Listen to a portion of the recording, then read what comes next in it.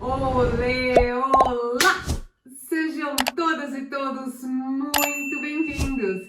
O meu nome é Dani Taki e hoje eu vou te dar os 3 passos fundamentais e simples para você iniciar o desenvolvimento da autoestima saudável nos seus alunos.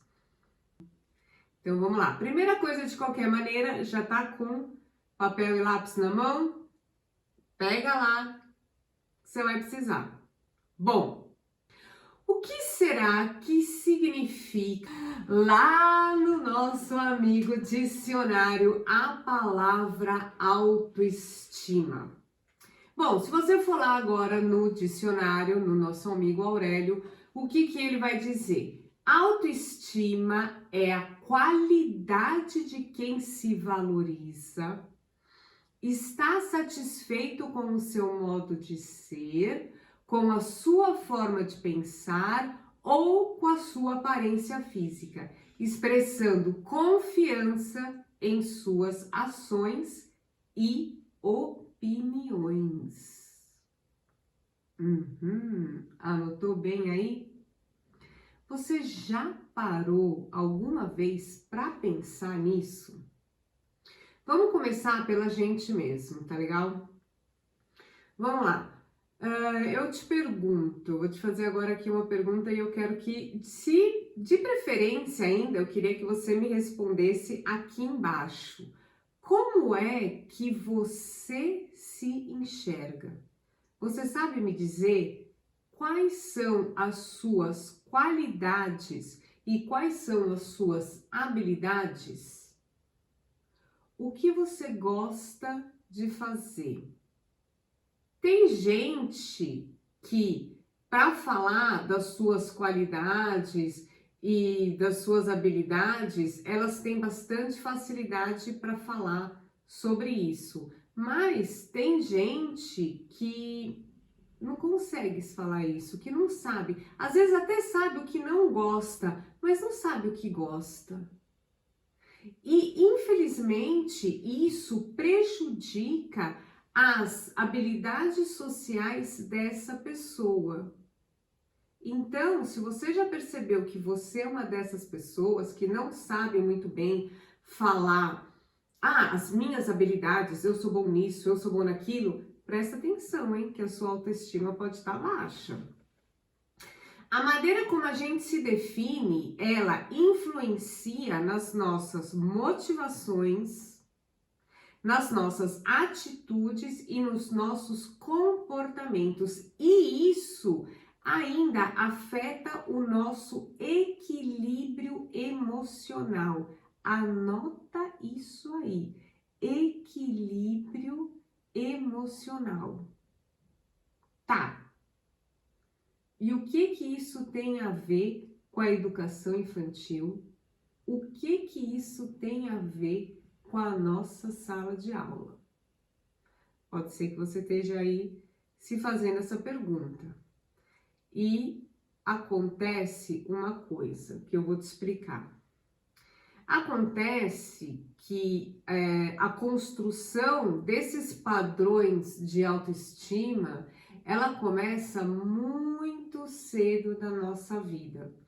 Por exemplo, uma criança que atinge um objetivo pretendido, quer ver? Vamos supor que o objetivo dessa criança é conseguir se balançar sozinha na balança. Ou vamos supor que o objetivo dessa criança seja amarrar o cadarço do sapato sozinha. Tudo vai depender da idade que a criança tem ou no nível de desenvolvimento que ela se encontra, né? Não importa. Quando uma criança ela atinge um objetivo pretendido, o que ela tem essa experiência? Ela tem uma experiência, ela experimenta um sentimento de realização que reforça a autoestima dela. E você já parou para pensar alguma vez o que seria o contrário de autoestima? O que é que seria a baixa autoestima? A baixa autoestima, ela tá ligada à falta de confiança em si mesmo para realizar tarefas do dia a dia, como eu disse ali em cima, amarrar o sapato, por exemplo, e se relacionar de modo geral. Pode ser com amigos, pode ser com a família, na escola, pode ser no trabalho, dependendo da idade dessa criança. Um exemplo, eu vou te dar um exemplo disso, que acontece na nossa sala de aula, é quando, por exemplo, um aluno fala que ele não consegue montar um determinado quebra-cabeça porque ele acha aquilo difícil. Então ele fala que ele não consegue montar aquele quebra-cabeça. Ou ele não consegue subir no trepa-trepa sozinho, não consegue se balançar sozinho. Ele fala, eu não consigo. Quando essa criança ela está dizendo que ela não consegue, ela está dizendo em outras palavras que ela não confia nela mesma. Agora, você pode, quer dizer, presta atenção para você não confundir o que é autoestima com arrogância. Por quê? Arrogância é quando a pessoa acha que ela é melhor ou que ela sabe mais que os outros, que ela é superior. E ter uma autoestima saudável é simplesmente a criança ou a pessoa, né, se conhecer, saber dos seus pontos, tanto dos seus pontos fortes, quanto dos seus pontos de evolução. Isso é bem importante. Como você, professor, vai inserir essa habilidade no seu planejamento e por que isso vai ajudar na hora de você eliminar os conflitos entre as crianças? Quer ver? Vamos falar agora de autoestima e o bullying.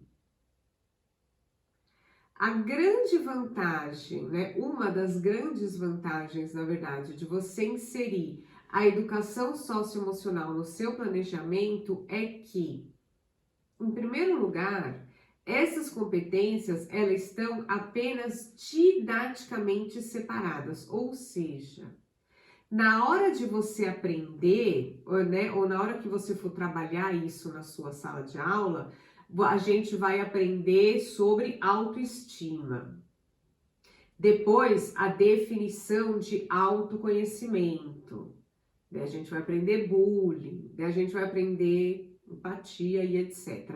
Mas, para a nossa alegria e felicidade, todas essas competências, elas estão apenas didaticamente separadas.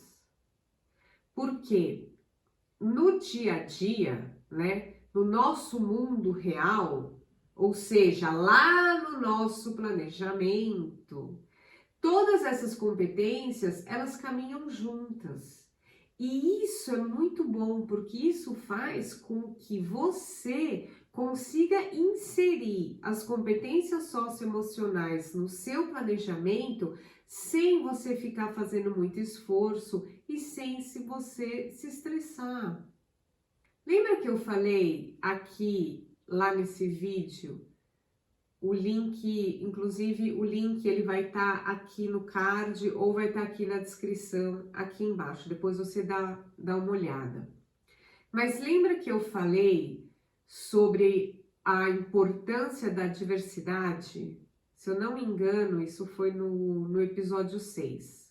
Então, no episódio 6, eu falei sobre a importância da diversidade e que não existe bullying quando o outro não dá bola. Ou seja, se a criança agressora, que é aquela criança que, por algum motivo, porque ela tem um motivo, tá?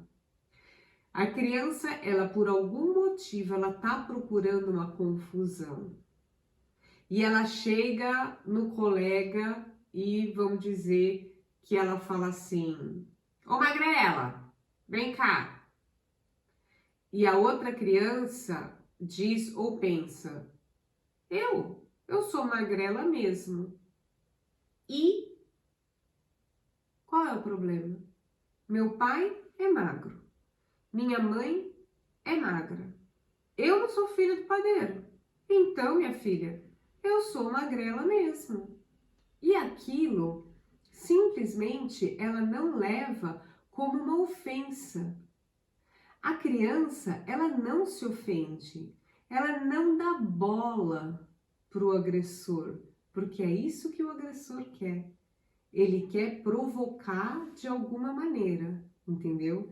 Então, quando a criança ela tem a autoconsciência de que ela é aquilo que ela é e aquilo não tem problema nenhum, o agressor que gostaria, né, de ter por algum motivo chamar aquela atenção e agredir, ela não consegue, ela não atinge. Então, não ocorre a agressão, ou seja, não tem bullying. Simples assim. E por quê? Porque simplesmente a outra pessoa não se sente ofendida por aquilo que, no caso aqui, ela realmente é magrela. Ela é magra, gente. E isso acontece, na verdade, isso só acontece, na verdade, quando a criança tem uma autoestima saudável. Então, por isso, trabalhar a autoestima na sua sala de aula vai ajudar na hora de você eliminar os conflitos, porque não vai haver conflitos. Ai, que fácil. Isso me fez até, na verdade, me lembrar uma história. Uma vez eu estava assistindo o programa de entrevista do Jô Soares, que nem existe mais. Mas enfim, eu estava assistindo o programa de entrevista do Jô Soares e o convidado dele era o filho de um cantor famoso que eu não vou falar o nome aqui porque na verdade não importa. Mas vamos dizer que ele era o filho do Harry Potter. Bom, o filho do Harry Potter foi no programa do Jô e o Jô, num determinado lá momento da entrevista, o Jô pergunta assim para ele: escuta, e na época da escola, você sofria muito bullying porque você era filho de famoso? E daí o menino disse assim: nossa, Jô, era porrada toda semana. Eu sofria muito bullying na escola. Sempre saía briga e porrada. Eu já tive que trocar não sei quantas vezes de escola, justamente por causa disso, inclusive. E daí o Jô falou: ah, é? E foi mesmo? E o que eles falavam para você, né? Que era tão grave, que você se sentia tão ofendido assim, né? Jô, os meninos, eles ficavam brigando, eles ficavam gritando lá para mim: ah, lá vem o filho do Harry Potter! E cara, eu fiquei pensando, ele é, né, o filho do Harry Potter. E assim, como é que ele era filho, né, desse cara famoso e por que ele ficava muito puto com isso e por que ele ficava socando a geral, né? Na minha cabeça ficou assim, hã? E daí o Jô também perguntou, ué, mas você não é o filho do Harry Potter, né, aqui no nosso exemplo? Daí ele falou, ué, sou.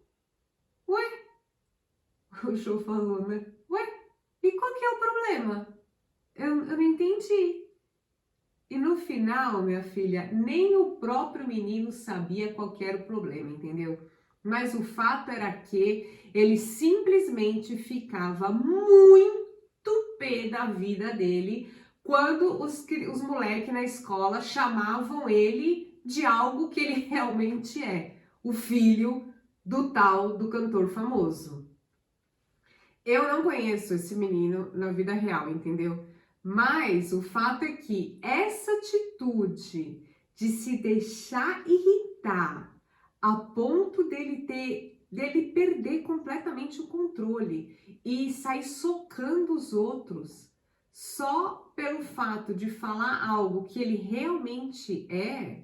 Eu não conheço ele, tá? Mas isso só mostra que ele tem uma autoestima bem baixa, por algum motivo que a gente não sabe, porque a gente não conhece ele. Mas, se ele fosse o nosso aluno, a gente ia conseguir descobrir o porquê e a gente ia conseguir ajudar esse menino. O que eu quero dizer então com essa história?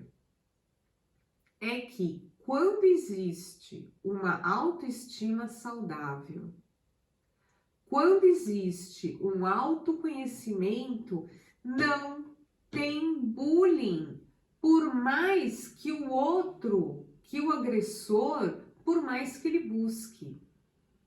Sem bullying, sem conflito na sala de aula, sem conflito na escola e sem outros tantos traumas. Não é verdade? A professora não vai sair da sala de aula cansada e nem estressada.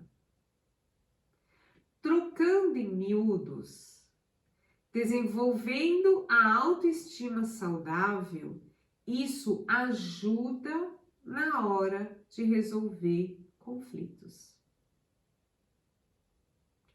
Agora eu posso escutar aqui alguém ou algumas pessoas dizendo: e se eu não inserir as competências socioemocionais no meu planejamento e na minha rotina? O que vai acontecer? Bom, para essa dúvida eu tenho uma resposta bem simples, vou te dizer bem a verdade. Acontece, muito provavelmente, o que já está acontecendo.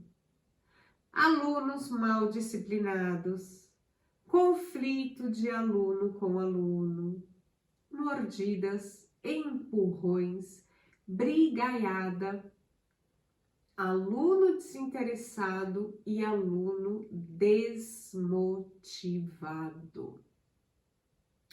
Vamos lá.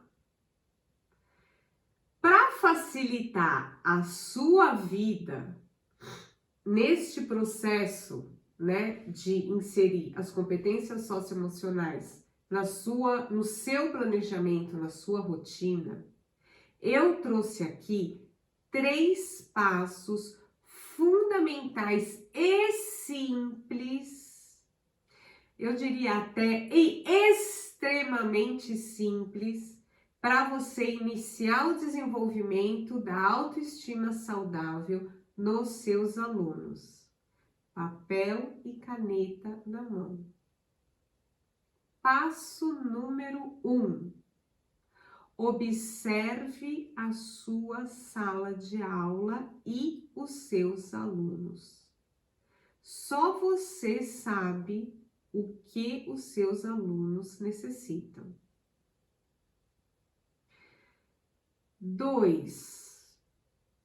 Quais são os conflitos que estão acontecendo e quando eles acontecem? Eles acontecem na sua sala, dentro da sala de aula, eles acontecem no recreio, eles acontecem na hora que você está aplicando a atividade? Quando que eles acontecem? Quais são os conflitos que acontecem? São conflitos, briga, a criança, às vezes até uma atividade que você deu, que isso já aconteceu comigo, por exemplo, a criança ela tinha uma autoestima tão baixa que na hora de fazer a atividade, que ela sabia que já era uma atividade mais difícil, mais preparando para ir para a primeira série, a criança tinha dor de barriga. a criança queria vomitar, a criança ia 450 vezes no banheiro na hora que eu estava explicando a atividade. Você entendeu? Então, o que é e quando que ela está acontecendo? Como é que é que você falou? Que isso vai te dar muito trabalho? Que você não sabe fazer isso? Vai nada, mulher! Olha aqui, eita! Olha euzinha aqui para te ajudar. Peraí, já vamos resolver esse problema rapidez. Respira fundo. Aliás, respira fundo é uma coisa que tá difícil para mim aqui, porque, não sei se você percebeu, meu nariz está completamente entupido. Tô falando aqui, respirando, tá difícil para mim, mas eu espero que você não esteja gripada nem resfriada. Então, respira fundo, porque eu vou te mostrar como é que você vai fazer isso sem esforço e sem se estressar. Vamos lá, anota aí. Hoje eu vou trazer outra atividade para desenvolver a autoestima, para você colocar aí no seu portfólio, para quando você precisar, você aplicar.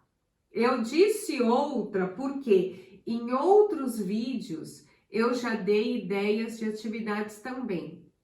Dá uma passada lá no Instagram, dá uma passada lá no Face, depois para conferir as atividades que eu já dei para você trabalhar também a autoestima na sua sala de aula, principalmente agora que eu te dei esses 3 passos que são extremamente simples e são extremamente importantes, tá bom?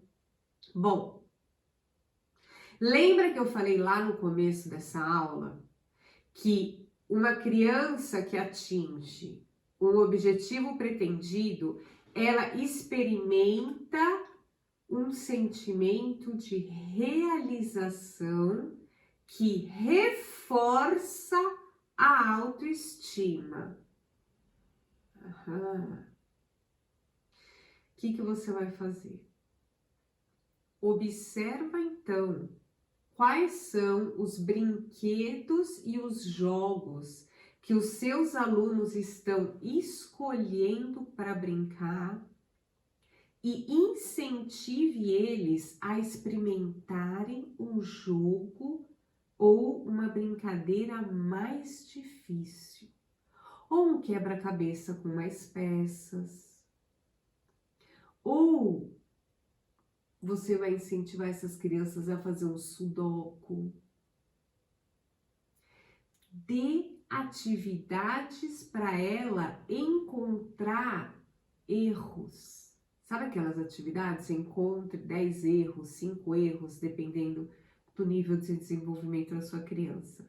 A sua criança, por exemplo, ela ainda não está conseguindo escrever o nome dela, então incentiva ela a encontrar estratégias para resolver esse problema, resolver essa dificuldade. E, por exemplo, ainda está escrevendo o S ao contrário e a gente já está no final do ano, incentiva ela a resolver isso, então a treinar as letras que ela ainda não consegue. Incentiva ela a tentar. Vai por mim. Se você colocar essas habilidades no seu planejamento, você vai ter muito menos estresse na sua vida na hora de planejar, você vai ter muito menos estresse na sua sala de aula, você vai inserir a educação socioemocional no seu planejamento sem fazer esforço. Daí, qual é a consequência disso? Você vai ganhar tempo para você e você vai ganhar qualidade de vida. Agora me diz aqui, eu quero escutar de você, de verdade, essas atividades que eu falei para você fazer, elas são ou elas não são super simples? Inclusive, eu quero que de verdade agora, eu vou até parar, cruzar os braços, agora fiquei brava. Agora eu vou até parar e eu quero que você coloque aqui para mim de verdade. Escreve aqui nos comentários, eu adoro receber comentários, eu respondo todos eles. É ou não é extremamente simples você parar e observar os seus alunos, você saber você saber quais são os brinquedos que ela escolhe e você ir lá e incentivá-la a usar, a fazer um quebra-cabeça mais difícil, a brincar de uma brincadeira mais difícil, a montar. De repente você tem um jogo de montar e a criança fica montando, monta, só faz torre. Vamos fazer agora um carrinho? Vamos fazer agora um avião? Incentiva essa criança a montar uma coisa mais difícil, a montar um quebra-cabeça de mais peças. Não é uma atividade super simples, você vai colocar no seu planejamento, porque você vai estar trabalhando além da autoestima saudável, porque lembra que eu falei? A autoestima é a criança, né? A criança tá fazendo uma experiência e ela tá tendo um sucesso experimentando uma nova atividade, experimentando uma coisa difícil e tendo sucesso naquilo. Aquilo fortalece a autoestima dela. Aquilo faz com que ela tenha uma autoestima saudável. Você percebeu que não precisa de grandes recursos? Você percebeu que você gastou zero dinheiro para fazer isso? E eu quero saber outra coisa. Você percebeu que você fazendo isso, além de ajudar na vida de hoje e na vida futura do seu aluno, porque a autoestima saudável ou o contrário dela, a baixa autoestima, ela influencia a nossa vida a vida inteira. Você já está desenvolvendo, além de tudo, a avaliação desse aluno e se preparando para uma reunião de pais. Olha quanta coisa você está desenvolvendo, olha quanta economia de tempo da sua vida você está tendo. Isso é porque eu ainda nem falei que se você for trabalhar com a criança, isso é porque eu ainda nem entrei no quesito que quando você tá ajudando a criança a montar, ajudando não, você está incentivando a criança a montar um quebra-cabeça mais difícil, você está trabalhando a coordenação motora fina, orientação espacial, a perseverança. Gente, a perseverança, ela é uma habilidade extremamente importante na nossa vida. E assim, trabalhar a coordenação motora fina, né, de encaixar as peças. Você trabalhar a orientação espacial, você trabalhar a concentração da criança, que a criança vai precisar se concentrar mais, ela vai ter que ficar ali mais tempo concentrada trabalhando. Isso são habilidades importantíssimas para a alfabetização. É assim que a gente desenvolve a alfabetização, trabalha a pré-alfabetização dentro do jardim da infância. Olha, sim, por isso, cara, que eu falo que é muito simples e que vale muito a pena. Você coloca ali e você está desenvolvendo um pacote de habilidades que fazem totalmente parte da educação infantil.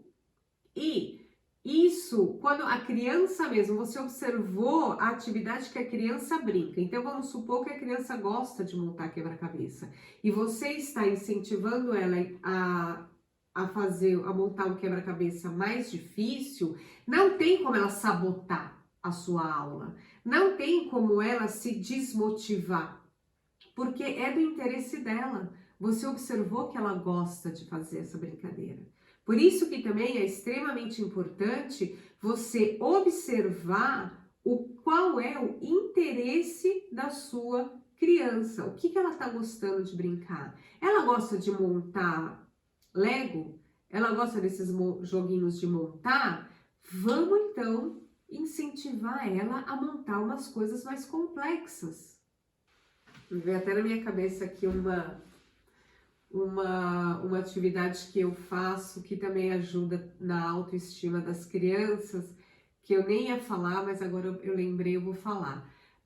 Por exemplo, o que eu faço na minha sala de aula? Isso tá lá no meu curso. Então, eu incentivo, né? Que nem eu te falei, eu observo, eu faço isso na minha sala de aula, por isso que eu sei que funciona, né? E as minhas alunas também fazem, por isso que eu também sei que funciona. O que a gente faz? Eu observo, né, qual é a atividade que a minha criança gosta de fazer e tô sempre incentivando a ela a fazer umas coisas mais complexas. Eu, Daniele, brincava de Lego quando era pequena? Não, não brincava. Eu sei montar uma coisa, uau, com Lego? Não, não sei. Para isso a gente tem a nossa amiga internet. Daí eu vou lá na internet e vejo, tem um monte de ideias de atividade, de coisas que as crianças podem montar, tipo passo a passo, né? Das crianças montarem atividades com Lego. Tem uns labirintos, cara, tem umas coisas muito legais. Enfim, daí eu vou lá e pego e trago, por exemplo, 3 opções para os meus alunos, lá para aquele meu aluno que eu sei que ele gosta de brincar com Lego, de montar com Lego. Daí eu falo, o que a gente vai montar hoje? Ou, escolhe aqui uma, hoje você vai montar uma coisa diferente com Lego. Eu sei que ela gosta, ou com um joguinho de montar que você tem aí. Tá. Daí a criança monta. Agora, você quer ver a criança ter outro incentivo para montar? Depois que elas montaram, elas vão lá e eu guardo 1 hora ali dentro do meu dia, da minha rotina, para as crianças poderem mostrar. Ah, moleque, o que mais a criança quer? Mostrar para todo mundo que ela é o máximo e que ela montou uma coisa bem difícil. Então, todo mundo que monta uma coisa bem difícil, ou faz um desenho muito bonito, pinta muito bonito, eu deixo elas colocarem ali no meio da roda, por exemplo, antes do lanche. Então, antes da hora do lanche, a gente está sentada na roda e daí eu vejo, porque é lógico que também as crianças vêm me perguntar, posso colocar hoje? Porque não é todo dia que também dá, né? Posso colocar hoje para mostrar o que eu fiz? E daí eu olho e vejo se realmente faz sentido para mostrar se foi realmente uma coisa difícil para ela. E daí eu falo, pode. Daí ela deixa lá a atividade, o quebra-cabeça, sei lá o que ela tenha feito, embaixo da cadeira. A gente senta na hora do lanche, eu falo, bom, vamos então fazer o nosso bravíssimo?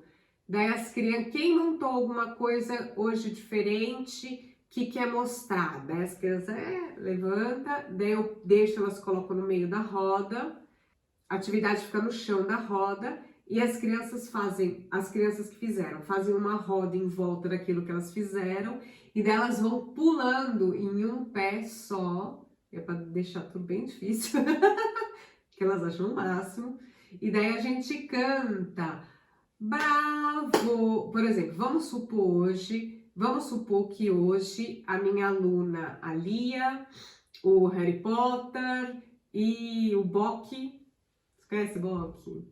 E o Bock fizeram 3 atividades, né? Então a gente vai cantar, daí eles estão lá os 3 na rodinha, né? Vamos lá.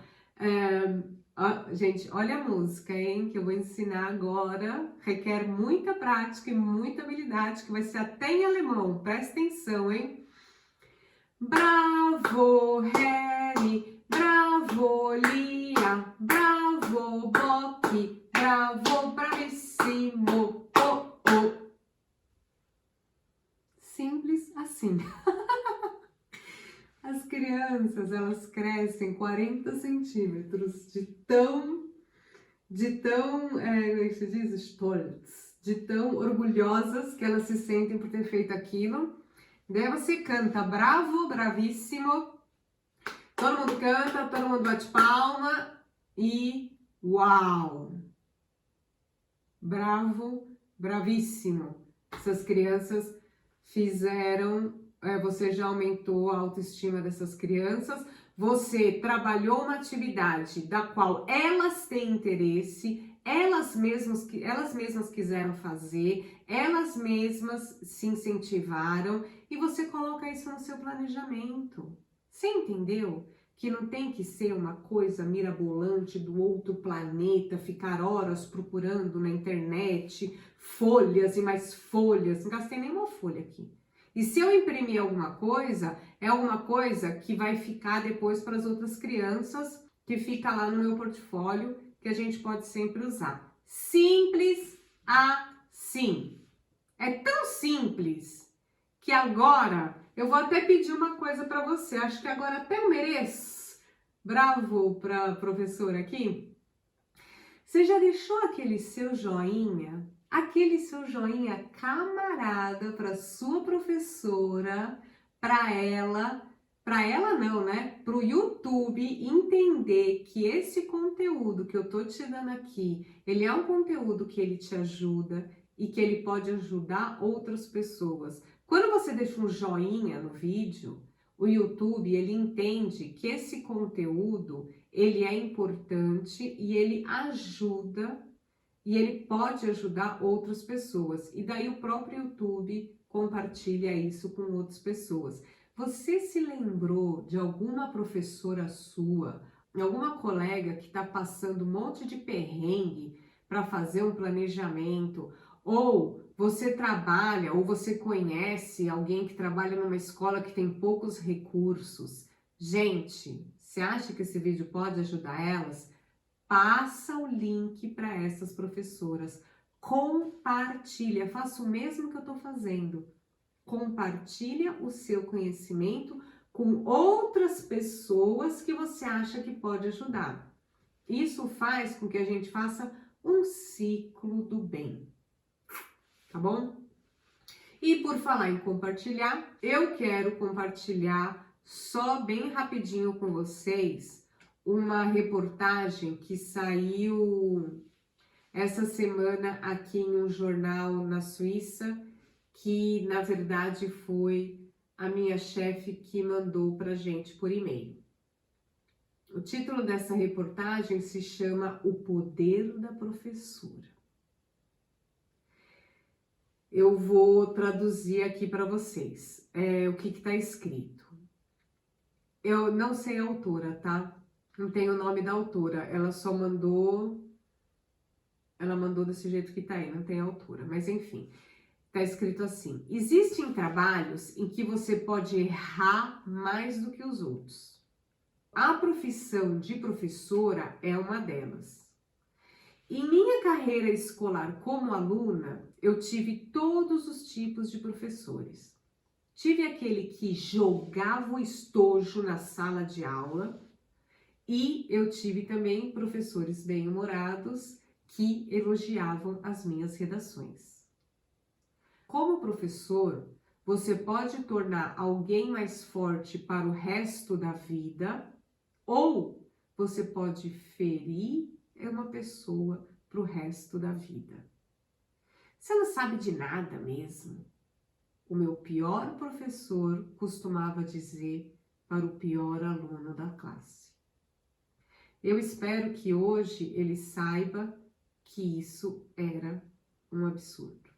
Minha mãe ainda fala sobre uma experiência na primeira série dela. Era uma aula de desenho.